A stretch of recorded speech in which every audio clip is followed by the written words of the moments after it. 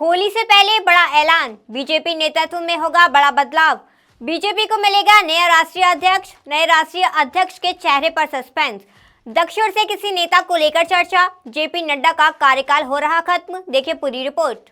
BJP में होली से पहले एक बड़ा बदलाव देखने को मिल सकता है। दिल्ली विधानसभा चुनाव 2025 में बीजेपी की धमाकेदार जीत के बाद पार्टी में नए राष्ट्रीय अध्यक्ष के चुनाव की प्रक्रिया शुरू हो गई है। यह चुनाव प्रक्रिया मार्च से पहले सप्ताह तक चल सकती है और होली से पहले पार्टी को नया अध्यक्ष मिल सकता है।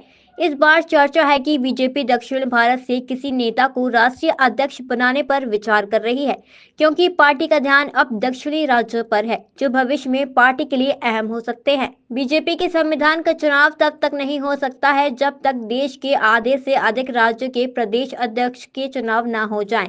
फरवरी 2025 के अंत तक 18 राज्यों के प्रदेश अध्यक्षों के चुनाव पूरे हो जाएंगे और उसके बाद राष्ट्रीय अध्यक्ष के चुनाव की तारीख की घोषणा की जाएगी।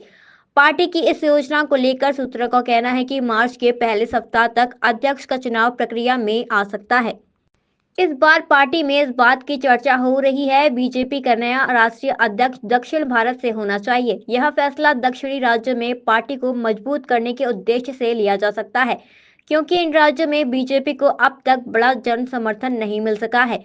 दक्षिण भारत में इस बार दो नेताओं के नाम सबसे ज्यादा चर्चा में हैं, अन्नामलई और दग्गुवती पुरेश्वरी। पार्टी सूत्रों का कहना है कि बीजेपी को दक्षिण भारत में अपनी स्थिति मजबूत करने के लिए एक नए नेतृत्व की आवश्यकता है। पिछले 20 वर्षों से दक्षिण भारत से किसी भी नेता को राष्ट्रीय अध्यक्ष बनाने का मौका नहीं मिला है।